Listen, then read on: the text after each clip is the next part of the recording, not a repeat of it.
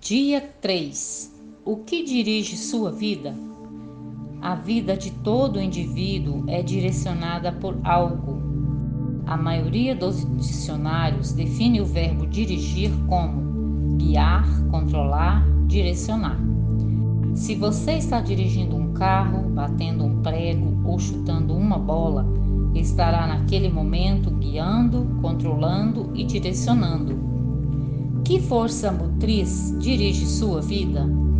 Neste exato momento, é possível que um problema, uma urgência ou o fim de um prazo determinado estejam dirigindo você. É possível que uma lembrança dolorosa, um temor ou uma crença inconsciente também o estejam dirigindo. Centenas de circunstâncias, valores e emoções podem dirigir sua vida. Eis aqui 5 dos mais comuns. Número 1. Muitos são dirigidos pela culpa. Algumas pessoas passam a vida inteira fugindo do remorso e ocultando a vergonha. Dirigidas pela culpa, são manipuladas pelas lembranças. Permitem que o passado controle o futuro e frequentemente punem a si mesmas, sabotando o próprio sucesso. Quando Caim pecou, sua culpa afastou-o da presença de Deus, que disse: "Você será um fugitivo errante pelo mundo." Gênesis 4:12. Esse quadro descreve a maioria das pessoas hoje em dia: andar pela vida sem propósito. Somos produtos de nosso passado, mas não precisamos ser prisioneiros dele. O propósito de Deus não é restringido por nosso passado. Ele tornou um assassino chamado Moisés num líder e um covarde chamado Gideão num corajoso herói. E também pode fazer coisas maravilhosas com o restante de sua vida. Deus é especialista em dar às pessoas um novo recomeço. A Bíblia diz: "Como é feliz o homem que tem suas desobediências perdoadas e seus pecados cobertos." Salmos 32:1. Número 2. Muitos são dirigidos pelo ressentimento e pela raiva. Algumas pessoas apegam-se a mágoas sem jamais superá-las. Em vez de aliviar a dor por meio do perdão, revivem-na continuamente em pensamento.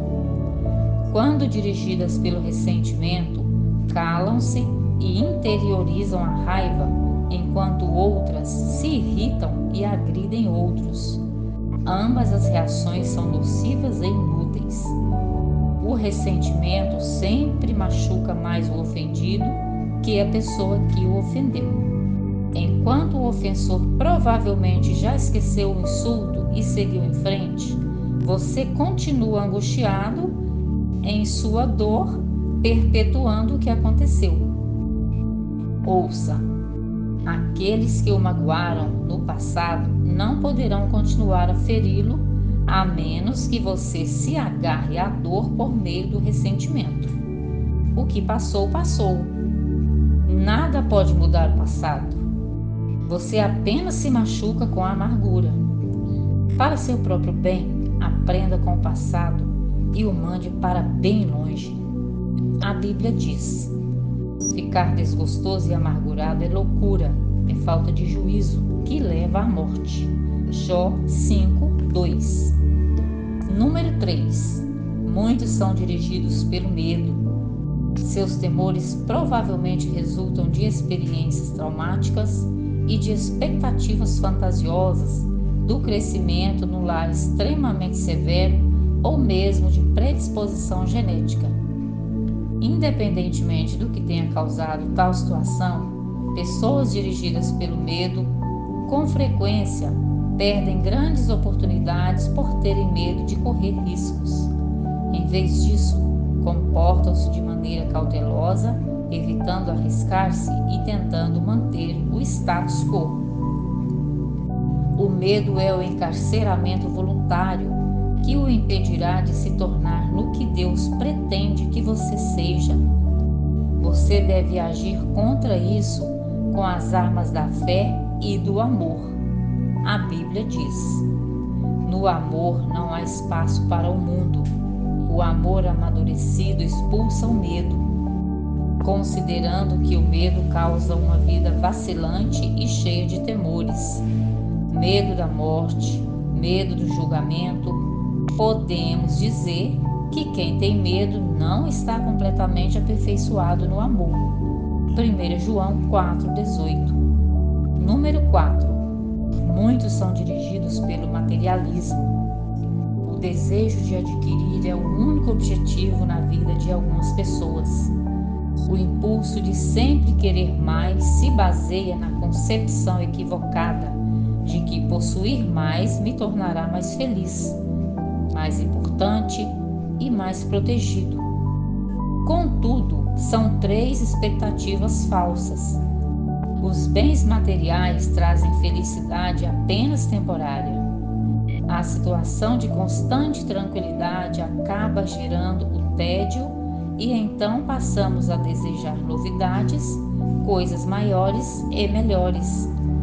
Também é um mito a concepção de que, quanto mais bens adquirir, mais importante serei.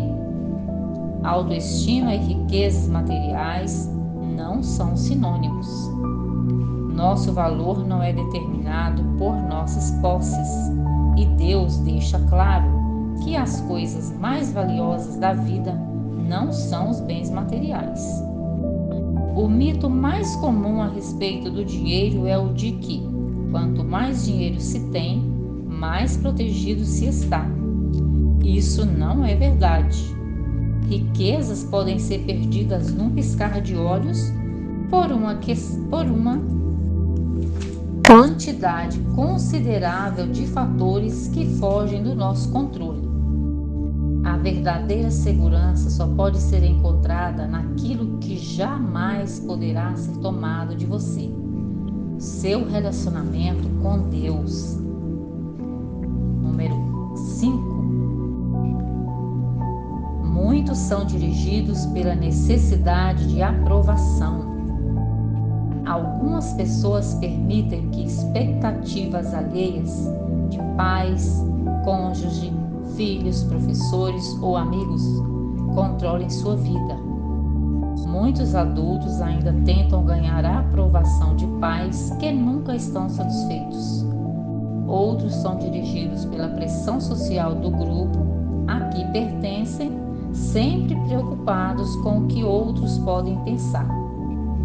Infelizmente, os que seguem a multidão quase sempre acabam perdidos nela. Não conheço todas as chaves do sucesso, mas uma chave para o fracasso é tentar satisfazer a todos. Ser controlado pela opinião dos outros é uma forma segura de jamais atingir os propósitos de Deus para a sua vida. Jesus disse: ninguém pode servir a 2 senhores. Mateus 6:24.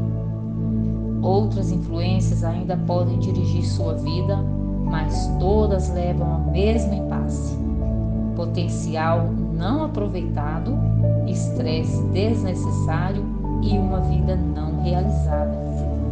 Esta jornada de 40 dias mostrará como ter uma vida dirigida por propósitos, uma vida guiada, controlada e direcionada pelos propósitos de Deus. Nada é mais importante que conhecer os propósitos de Deus para a sua vida, e nada pode compensar o prejuízo de não os conhecer. Nem o sucesso, nem as riquezas, nem a fama, nem os prazeres.